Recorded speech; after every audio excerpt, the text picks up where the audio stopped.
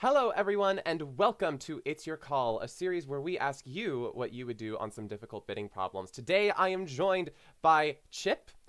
Chip has been a part of the ACBL community for a long time. He first learned how to play bridge from a amazing person who just immediately was like, hey, I know this person. I know they're an intellectual. They'll learn how to play bridge. It was an owner at a sandwich shop who also doubled as a bridge teacher. Super, super fun that she was able to identify Chip and his abilities and immediately get him in. From there, he started playing kind of obsessively, like, we all do. He did a lot of work at the newspaper before he was into bridge, so he had a lot of background in the written news. So when ACBL comes around and is looking for all these things, you have the district bulletin, you've got the daily bulletin, you've got the bridge bulletin. We're still very much in the written word of news, and Chip was perfect for that. So he went up and got as many opportunities as possible, and now he is an associate editor at the Right. ACBL. Yeah. So awesome stuff. We have competed against each other twice now, both times in the 0 to 2,500 pairs. First time was in Reno Spring NABCs. I came second in that event, so slightly won over Chip.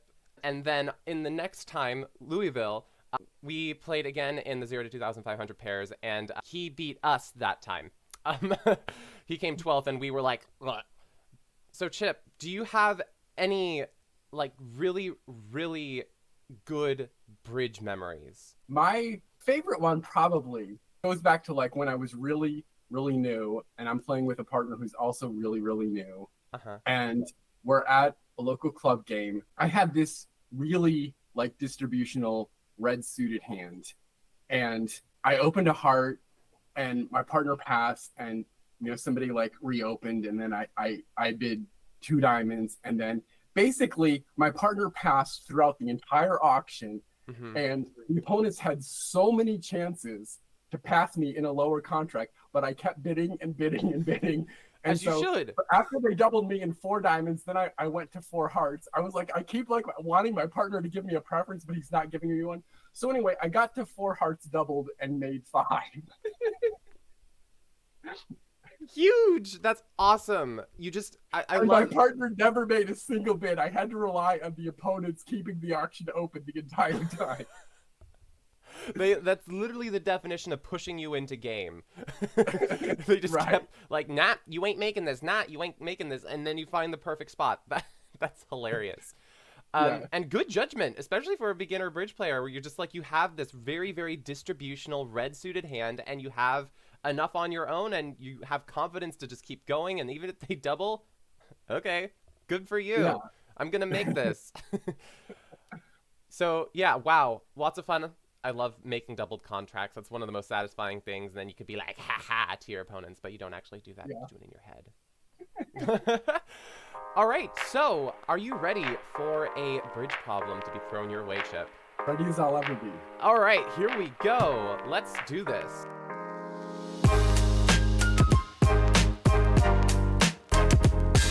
Okay, so this is your hand. We are all white. You are south, and you are the dealer. We are playing imps. Okay? So you are the first to make a call. What are your thoughts? I like to open one club with 4-4 in the minors when I'm balanced most of the time. It kind of, I'm mostly sort of a better minor kind of guy. So if I had a little bit more in diamonds, then I would lean for that. But the suits are basically equal, so I would open one club. Okay, one club. All right, we're going to get a pass from West. North is going to bid one diamond. Okay. And we are going to get a pass from East. 2-0 Trump. 2-0, showing our 18 to 19 balanced. Mm-hmm. All right, great. And now your partner is going to bid three diamonds. Okay. Well, he might not be expecting me to have 4-card diamond support, so I think probably the best thing to do at this point is to raise. Okay. So 4 diamonds. 4 diamonds. Any particular reason why you were bypassing three no trump here? Well, I already told him I liked no trump, and he's bid diamonds twice, so it seems like he's probably got some kind of concern about no trump, and it could be very well justified. If hearts is the suit he's worried about, obviously, like, that's not a problem. But if it's spades, then, my spade stopper's a little bit tenuous, and it's possible. I'm not afraid to play in a minor. There are hands where, 6 of a minor makes and 3 no trump goes down. So I'm just sort of listening to my partner on this. If they thought no trump was a good idea, I think I'd hear a 3 no trump bid. And Right. that's what they're going to bid the vast majority of the time. So when they don't, it's a red flag. Okay, good. All right. Let's bid 4 diamonds, I presume is your call. Yeah. Yeah, 4 diamonds. And this also, I think the 3 diamonds bid, there's a lot of interesting system over these situations where it goes 1 club, 1 diamond, past 2 no trump. Do you play anything in particular here? Not really. If it was, like 1 heart or 1 spade, and then I bid 2 no trump. But with 1 diamond, I don't know really anything that any other use for 3 of a minor other than I'm concerned about no trump and we have a fit here. Okay, cool. So we're bidding 4 diamonds. Your partner is going to bid 4 spades. What do we think 4 spades is? It sure sounds to me like a control. Okay. Which I'm delighted that he has a spade control, because this certainly brightens our prospects for making 6 diamonds. That's our target. I think I'm going to bid 4 no trump. 4 no trump. We're going for slam. Let's go. 4 no trump. Your partner decides to bid 5 spades. Okay. And that's the danger with bidding 4 no trump here, is that oftentimes when you are bidding 4 no trump and you're looking for a minor slam, you are often, if partner gives you some sort of positive response, you are already forcing yourself to slam. Right? Yeah. So whenever you bid 4 no trump trying to go for a minor slam, you have to be very, very wary that it's almost likely that if partner tells you that they have 2 we're key cards. there whether it's right or it's not, right? I mean, that's right. Yeah. So anyway, 6 diamonds. All right. So 6 diamonds. It's pretty clear cut that we have almost all the key cards. We are missing 1, but besides that, we are not missing much whatsoever, right? So whether or not it's partner having the ace of diamonds and the ace of spades, we probably presume that partner has the ace of spades. So I'm going to flip it around a little bit. Let's see how this auction would go if a partner was the dealer. All right, so the hand has been changed so that your partner is the dealer now. Okay. It's going to start with a 1 diamond bid from your partner, and now it goes past to you. So assuming we play 2 over 1, and many of the gadgets that go with 2 over 1, it seems like we have 2 options here, right? Which one are you going towards? 2 diamonds. 2 clubs has a slight benefit of being a game force. 2 diamonds has a slight benefit of immediately establishing a fit. Right. I've got a really big hand here and partners opened, so slam is already in the picture. So I'm not that concerned that we're potentially going to have like confused auction where partner doesn't know that I'm driving the game. We're getting somewhere. So I'm gonna just say 2 diamonds. Okay, 2 diamonds, inverted minor. So for those of you who don't know inverted minor, 2 diamonds is showing invitational or better values and showing support in diamonds. If you were to bid 3 diamonds, depending on your agreement, it would be mixed or weak, but we're bidding 2 diamonds to preserve space to look for stoppers to get to no trump. And there is a little bit of a difference in agreement for many people in inverted minor. Most of the time, once inverted minor has been established, you bid your stoppers up the line.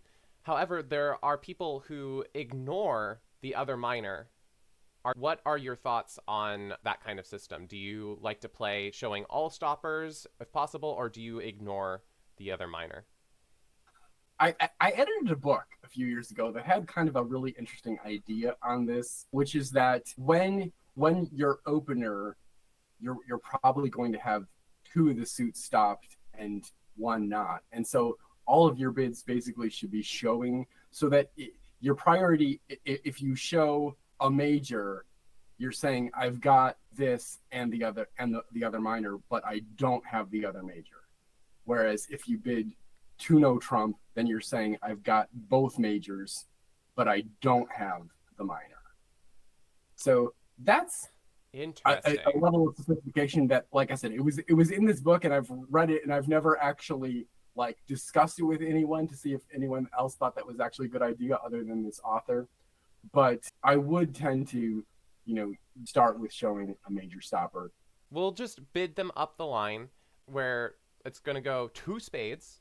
So it's showing a Mm-hmm. spade stopper, denying a heart stopper. Okay. So with that info, we're just like, nice. We're happy. We're very happy about that. Okay.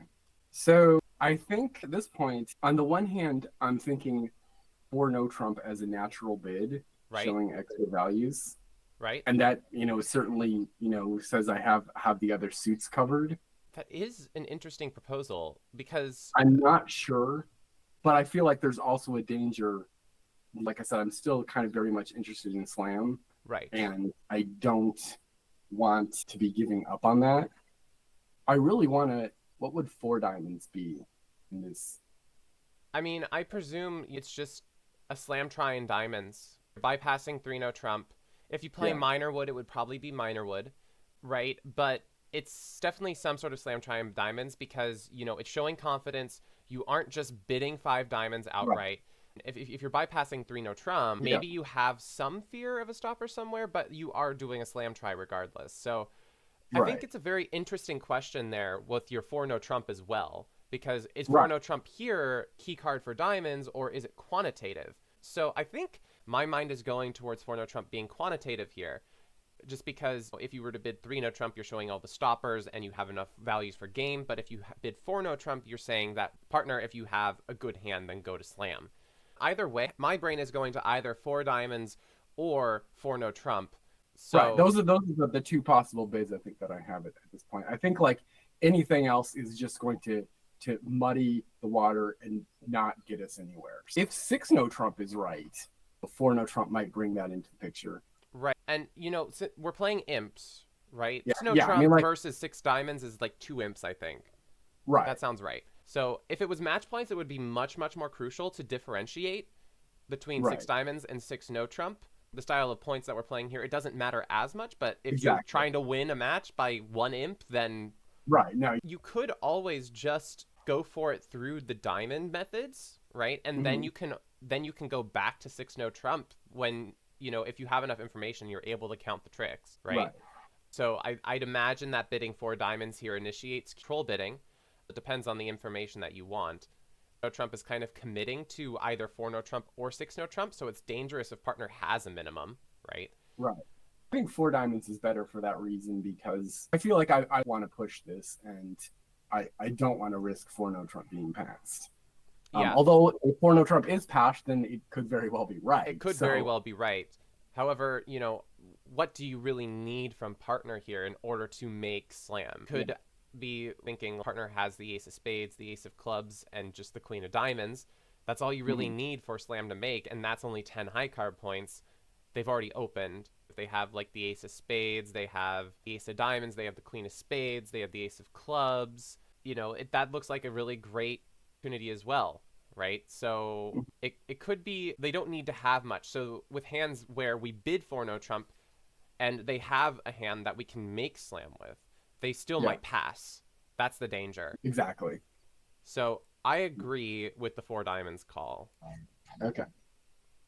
So if he goes four diamonds, partner is going to now bid four spades. Okay. Now we're getting back into the same spot where we were before, getting similar information.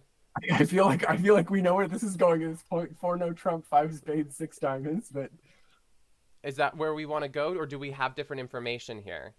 it doesn't feel that different. Yeah, I feel like it's this is very similar to the previous auction at this point. So Yeah, so I presume it's going to go four no trump, pass, five spades. Partner seems to really, really like spades, don't they? And now we're bidding six diamond, or are we giving some consideration to six no trump? given that it's imps, I think six diamonds is just easier. Easier, And- safer. Right. Like we're going to have stoppers wherever they go, and it's very unlikely that they're going to be getting a rough, and we just don't want to risk having. We don't want to have problems in like the club suit. Yeah. So the club suit could be possibly a problem. Although King 10, you would need Yeah, partner to have. it's not. Eh. Right. Yeah. So 6 diamonds. Yeah. All right. Either way, depending who opens, we make it to 6 diamonds. And Yeah, I mean, give me the jack of clubs in addition to this, and I might like 6 no trump better. But yeah. All right. Partner's hand. Here comes the big reveal. We've got ace doubleton spade, 3 small hearts, queen jack 6th of diamonds, and the ace doubleton club. oh well, perfect. It's a claimer. We got it. So yeah, 6 diamonds is perfect. We're just off that master trump, and there's no way to get rid of it. There's no way to avoid it. We're going to make our 6 diamonds. 6 no also does make, but we want to be as safe as possible, especially in imp scoring and match point scoring. You might go for it, right? Yeah. So good stuff. Good bidding problem. Good logic. We got to the right spot. Okay. Cool. All right, Chip. Thank you so much for joining me on our little bridge adventure here. You've done an amazing job, and I'm looking forward to, I presume we're going to see you at another nationals soon. I think so. Yeah. Yeah. And yeah, good work on all of your bulletin editing, and I hope that many, many great stories come your way. All right. Well, thank you, Nick, for having me on. This has been fun. Of course. Anytime. All right. We will see Chip later. Thank you again. See y'all later, everybody. All right, everyone. What a problem we had there. Let us know your thoughts. In the auction where you start as the dealer, what systems do you play over 1 club past 1 diamond, past 2 no trump? How would you have handled that with the north hand? And would you bid 4 diamonds? Would you bid 3 no trump? How would you continue your auction after it? Do you play 3 diamonds by the responder as simply a game force showing 6 or more diamonds? Or is there other systems for you as well? Also, would you have opened a diamond or a club? Let us know. Also, in the second scenario in which our partner is the dealer, would you do a 2/1 game force, or would you bid a inverted minor? Do you have any other system there that helps you handle this kind of hand? And furthermore, further down the line, when partner shows their stopper in inverted minor, what's 4 no trump? Is it quantitative? Is it key card? How would you continue that auction when looking for slam after inverted minor?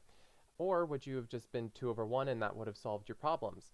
Let us know all your thoughts in the comments down below. And don't forget, if you like this video, please do give us a thumbs up. It makes the algorithm like us more, and it likes Bridge more. Awesome.